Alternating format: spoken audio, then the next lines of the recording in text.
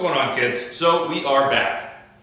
I will apologize up top. Still don't have a new mic, so it's probably going to be a little echoey in here just because we're in the shop.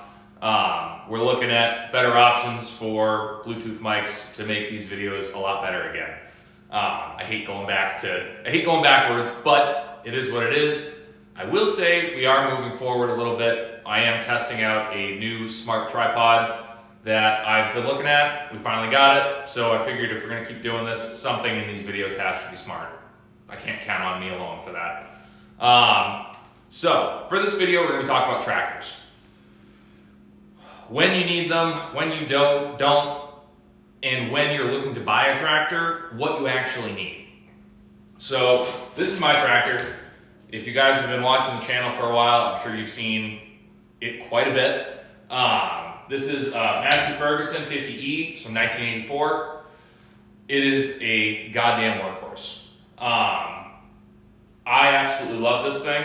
I picked it up for $3,000, I think. I think it was right around $3,000 when I bought it. And it was a Craigslist buy. I've probably put about $3,000 or $4,000 into it in the time I've owned it. I've owned it for about, I think we've probably going on 4 years now. But as far as tractors go, that kind of is what it is. So before I get into what you should be looking for, we'll do a little walk around of my tractor. All right, so like I said, this is a 1984 Massey Ferguson. This is a piece of British equipment. And originally it was designed as a loader. So it was originally sold with a bucket on the back, which I wish I had. I don't, unfortunately. Or not a bucket, a backhoe on the back. I wish I had it. Unfortunately, I don't. We do have weight in the back, but it is not the right amount of weight to balance it the way it needs to be. We just have a concrete block that's all welded in. It works for sure. We've got these big ag tires. These are somewhat on their way out. I'm not going for any tires at the moment. What we need to do is get some chains for it. Because depending on how much snow we're getting when I'm moving stuff or how much snow is out, I am very limited on where I can go. This is a two-wheel drive tractor, rear wheel, obviously. So that's something you need to pay attention to of where are you, what are you going to be doing, and like how much you're going to be using it.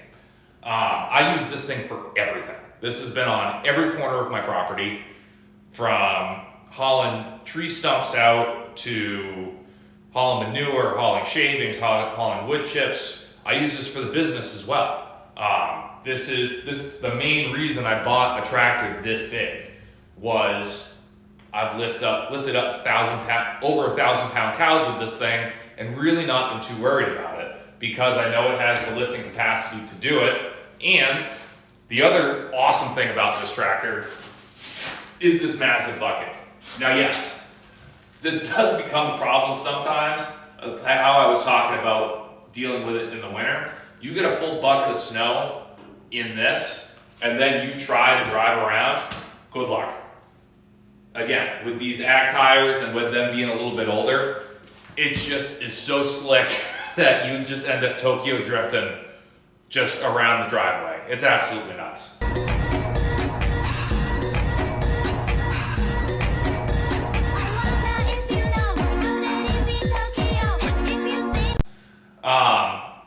She's not the prettiest thing in the world. I will fully admit that. We've got a nice custom plywood fender here that is just slowly falling apart. Seats are ripped to crap, dirty as can be, but again, for what it is, I picked it up for $3,000. It's absolutely perfect. For the work I've done to it, my boss at the USDA facility is the one who helped me find it. I am not a mechanical person. When it comes to doing mechanical things, I'm pretty. That's just it. So when I bought this, he basically said to me, "You're going to be replacing the batteries, the starter, and the alternator." And I'm like, "All right, we'll see." So within the first month, batteries needed to be changed out. So I fully went through. We'll go ahead and, hold on, I need to Did that work? Nope, didn't work. It's still going. The smart thing's smarter than I am. All right, do that. And now it's back to normal. All right, we're still figuring this out. So we'll go ahead and we'll toss you in here. So, oh, we're getting wonky, kids.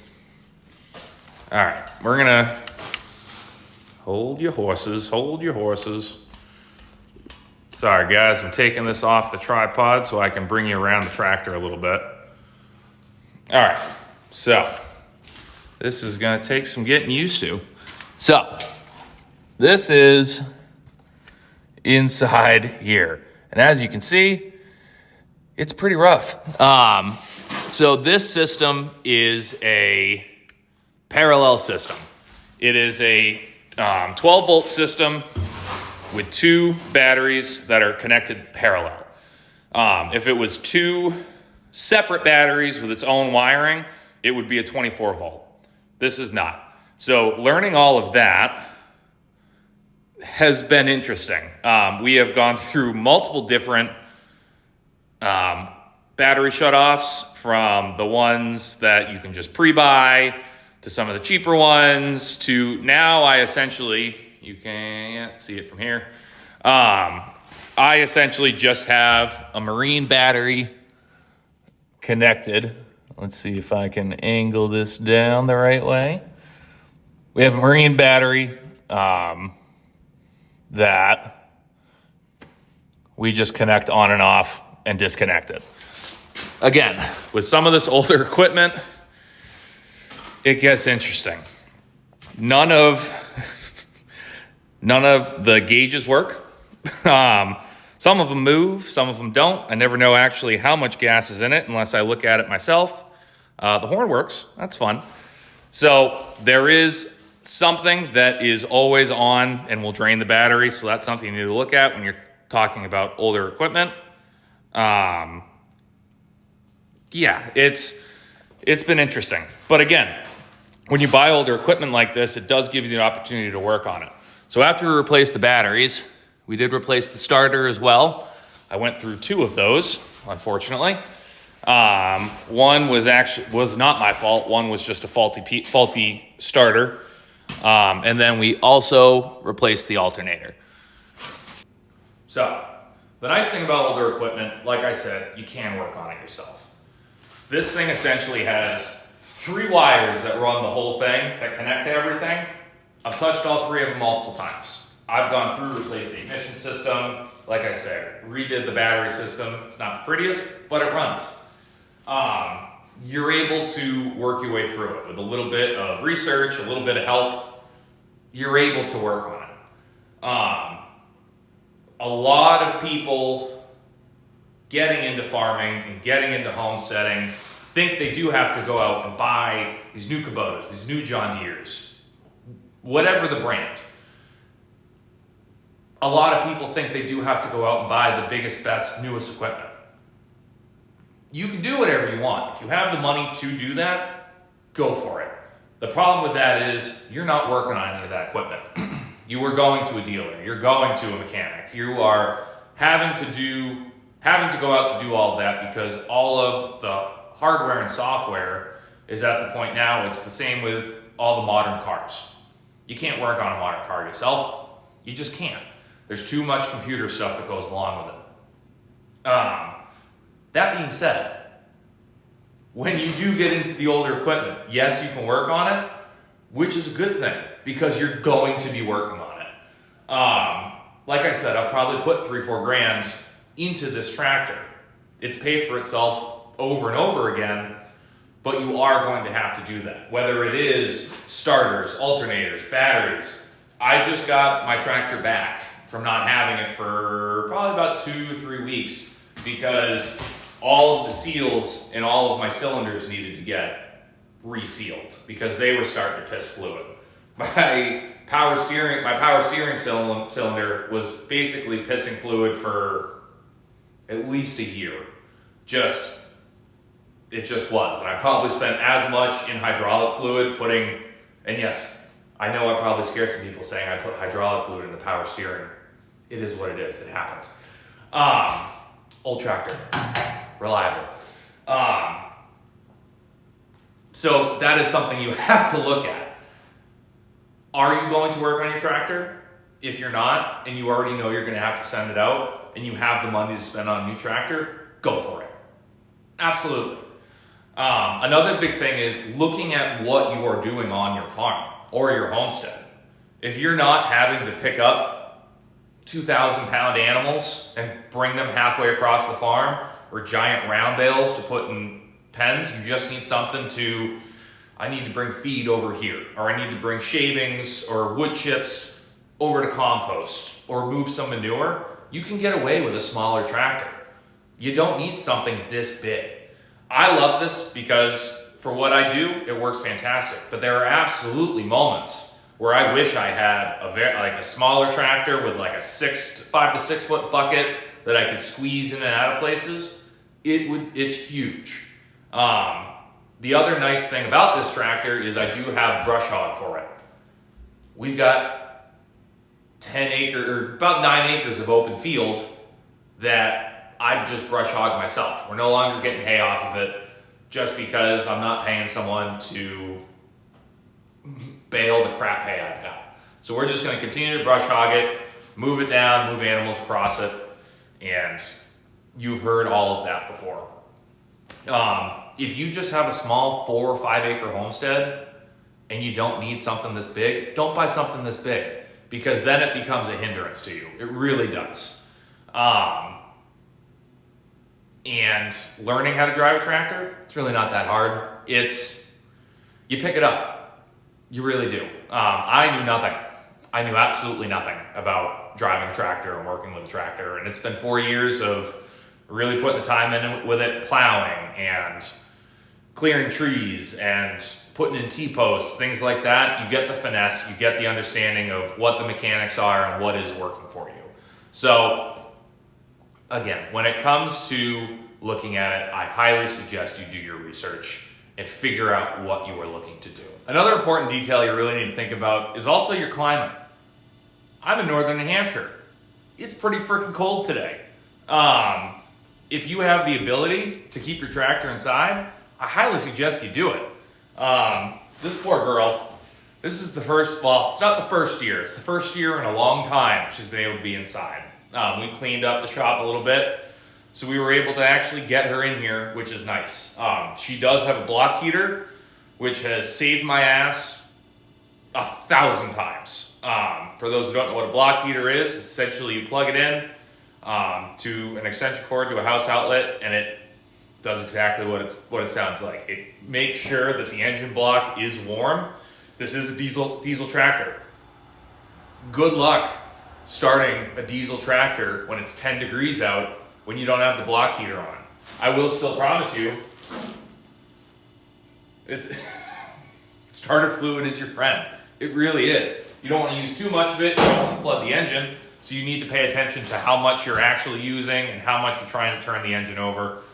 But the amount of valuable information I've learned from working with this machine has been absolutely amazing. I've gone through, because once again, I've told you, none of the gauges work. I have run this thing completely dry in the furthest parts of the backfield and had to completely bleed the lines, open everything up, get all the air out of the fuel lines, and then get it going again.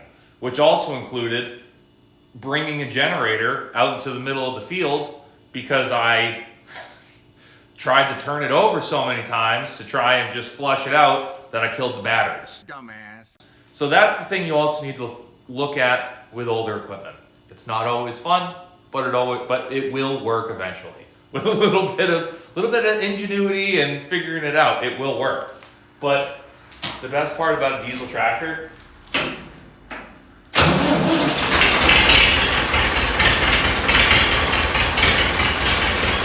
you can't beat that sound.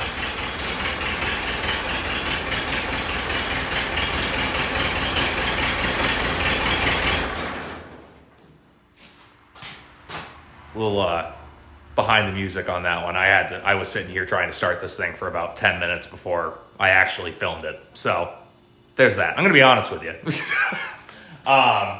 So yeah, when, I guess to round all this up, when you are looking for a tractor for your farm or homestead, it's an investment. It's a major investment, but it's an investment that's going to pay off. It really is.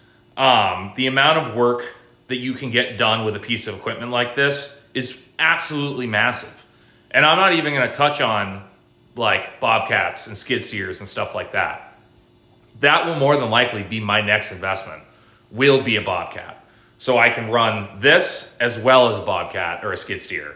You're able to get those in and out of so many more places, but those also have limitations as well. So if you have both, you're living high on the hog. But financially, you're really living high on the hog if you can afford a tractor and a bobcat. So I'm not even going to get into that. But you need to look at what you're doing, where you're doing it, and what is your competency level with fixing things. If you're a handy guy and you don't have a lot of cash, you can go and you can pick up a tractor for $1,000 and you can put the work in to get it up to run into what you need it for. If you've got a little extra money and you want a heated cab and you want to not worry about it, you want to make sure it starts every time. If your tractor starting every time you turn the key is a must, buy a new piece of equipment. If you're willing to have that be a may or may not, go for it. Buy an older tractor. But when it comes down to it, I love these older pieces of equipment, and I probably will never buy a brand new tractor just because I do love being able to come out here and work on it and try to figure it out, even though the majority of the time I'm out here for way longer than I need to be and I'm cursing at it the whole time. So I hope you guys enjoyed this video. Again, things are starting to pick up. I'm starting to get more appointments booked. So we will have some meat content again. Thank God. So that'll be coming up in the next couple weeks. This is unfortunately kind of a filler episode or filler video, and I hope you guys enjoyed it nonetheless, and we will see you next time.